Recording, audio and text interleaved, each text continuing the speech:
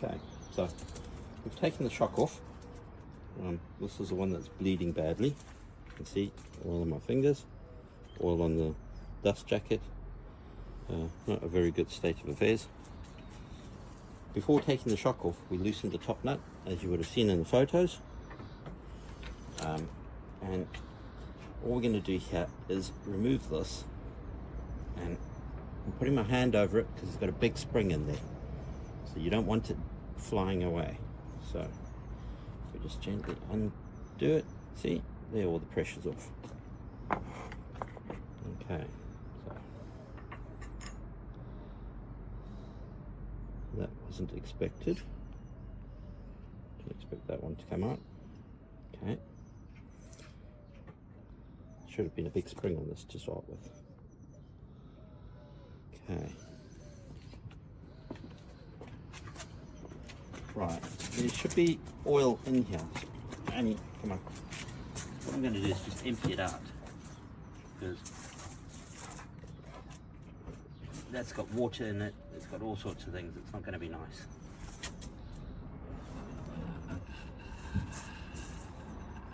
Okay, spoke of the spring, but maybe it's slightly older that they've done that. So it looks like it's had some sort of compression at the top here, which is, normally it's uniform, so that one's a bit unusual, but we'll have a go. Okay, so you may have heard that. There's still oil in there. That's because there's a tube down here that we push oil through. That's why it's called a shock absorber, because it absorbs the shock of the impact of the spring through oil. Okay, so now hopefully that should give us a little bit more.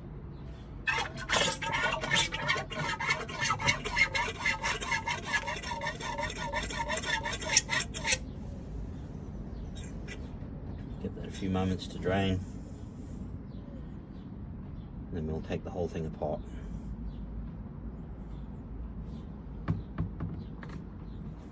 Okay.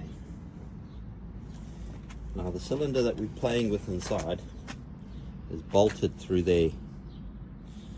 That bolt is extremely hard to get off if you do it slowly. The reason for that being, there's no way of holding anything in there because it's all down in the tube and it's all been nicely oiled. So it's the one thing that makes doing shocks a little bit of a pain. So what I like to do is grip it nicely in a vice grip if you can. Cloth around it so you don't damage the shock itself. Okay, it feels like it's going in.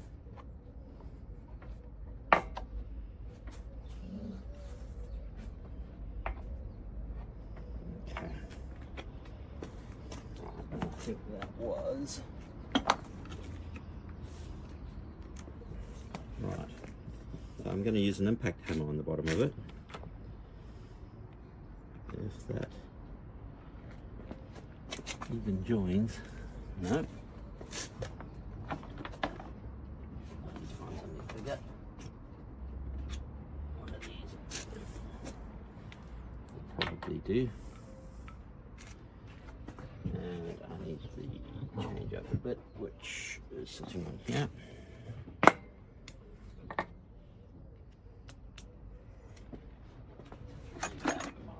Extension for it.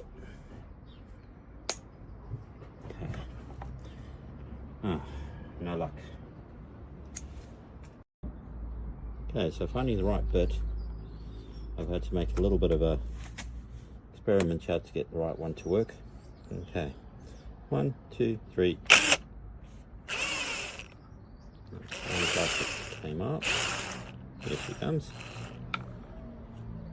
Okay, unlike a lot of the YBRs, that's much bigger than normal. That's fine. Right, if that screw out, I can get everything else out. It should all come apart now. I'm still going to have oil, so I'm going to do it over the oil pan. Okay, that's come out. Okay.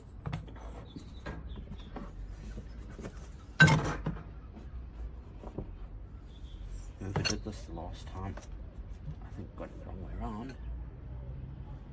Come on.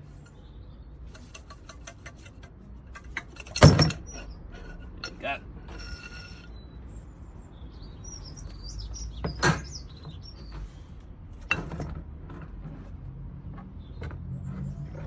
Okay. So, how does a shock work? This is the plunger. The spring obviously pushes down on this, and this sits near the bottom. The spring compresses it and forces this down through the oil. The oil sits all inside here, and obviously because this is blocked, that little hole, or two little holes, is how the oil comes back out. That stops this plunger from coming back up very fast. So it absorbs that shock. Have to keep an eye on that rubber, because those wear. The one we're wanting to do today isn't on the internals, it's in here. So let's get a dust cover off. Just get some of this oil off my hands. It is a very messy job doing these. Not hard, they're just messy. Okay, so dust cover should be, there we go. She comes off, she's quite easy. You just clean it up when you're finished before putting it back on. Our problem is this here. This is the seal that has failed. You have to be very careful when putting these in that you don't damage the seal, because obviously you've just wasted your time. Okay, so grab a terminal screwdriver. There's a clip in here we need out. You'll see it's fairly easy to lever it out, have it spring away. That's normal. And then the last thing we need to do is actually get this up. Now there is a lip under here which I can get into with the screwdriver. I don't want to damage the metal, but to get this seal out, we are going to damage it. There is no choice. There's many ways to try and extract it, but trust me, most of the time it's going to take a bit of fighting. So I'm going to go at it with a big screwdriver and see if I can get it to move. We'll probably do this off video in a few moments, because it's going to take a while to get it there. I think we can. So we have it out. It's been out before. There's some damage on the inside, but it doesn't look too bad. As long as the actual cylinders and that can move up and down nicely, we should be okay. Right, so this is a new one. There is a top and a bottom to them, so when you actually start to pull it out, make sure you know which is top and bottom, because they are slightly different. You can see there's two springs in there, but it's slightly closed at the top, and I guess more open at the bottom. But there is a top and bottom to these, so make sure you get them the right way around. Right, now the trick here is you don't want to put any force on this inner ring. This outer ring you can push down on. So what we're going to do, okay, that's the starting point. She's in partially, she has to go down below that ring. Let's find a socket that will match it. Okay, that'll work. And what I'm going to do here, multiple ways of doing this. Some people put the rod back in, reassemble it.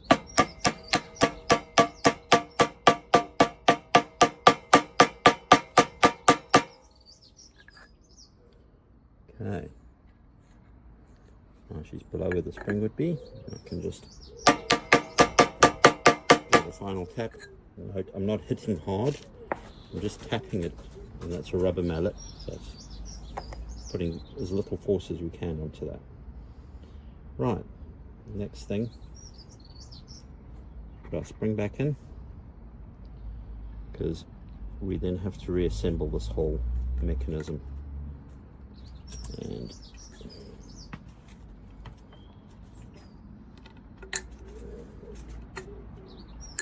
there we go, make sure it clips in. The 4 edges are down. We should be happy. Yeah, okay. That's all good. Now we have to reassemble it pretty much in the way we did. We disassembled it.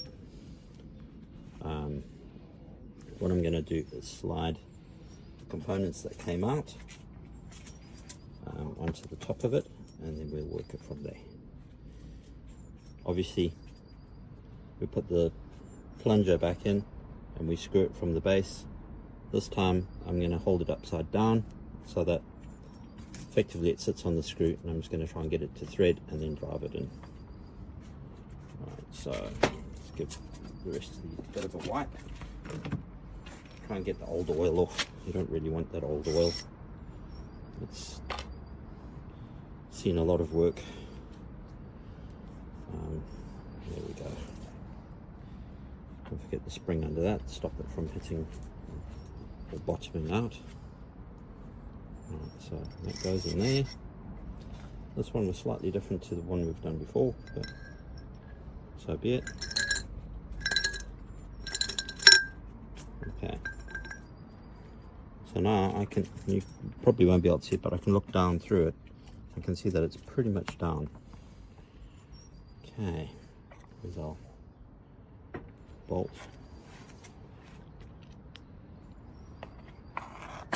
Can do this with an Allen key. Probably should do it with an Allen key. And since I've done so many, I've pretty much got a feel for it. So you feel the weights on there, and just gently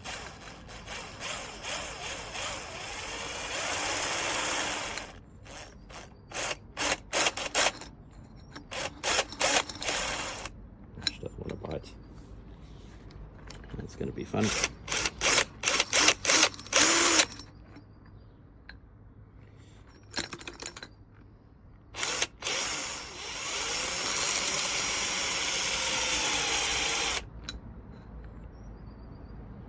Looks like it's just going to check it.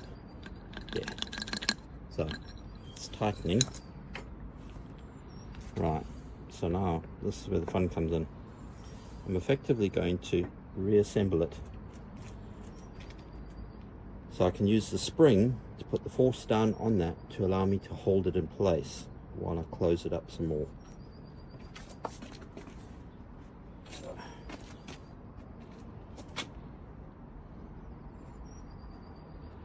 In fact, I should have put this down first, so I may have a little bit of fun coming my way. Everything sits on the same. So I'm thinking I'm probably best. Yeah, I have to.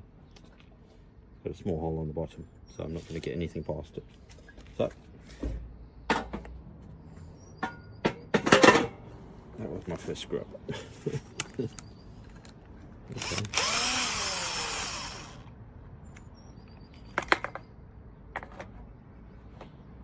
Okay. Both out. Right.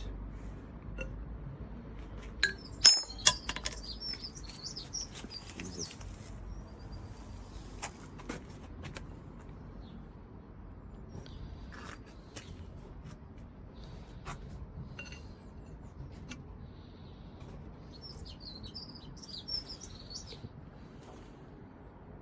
So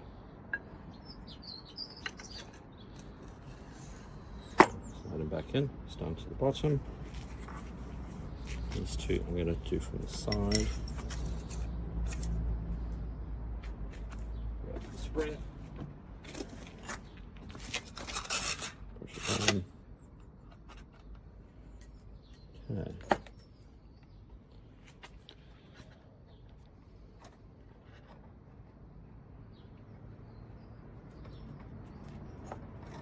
Let's just put the top back on just for a moment.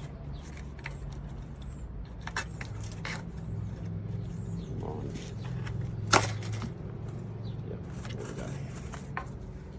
And you can drop it back down once I've given them a wipe.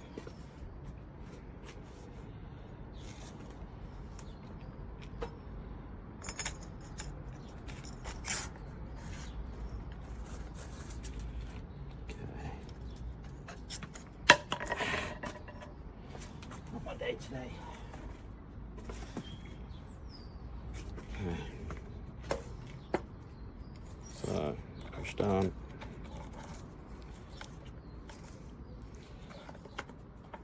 It's very fine thread, so it takes a bit of twisting to get it there. Okay, there we go. Right. So she's reassembled. It's just dirty oil, we can see that at the moment. So you now know the wipers are working well. They've lifted everything that I've just pushed down. Okay, so play.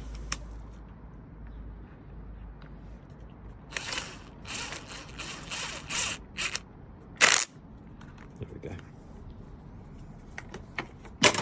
Okay, and that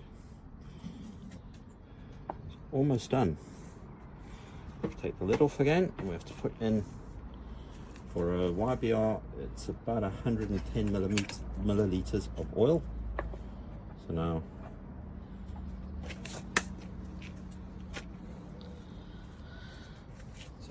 this is suspension fluid or suspension oil, one of the two. There is about 150 mils in there.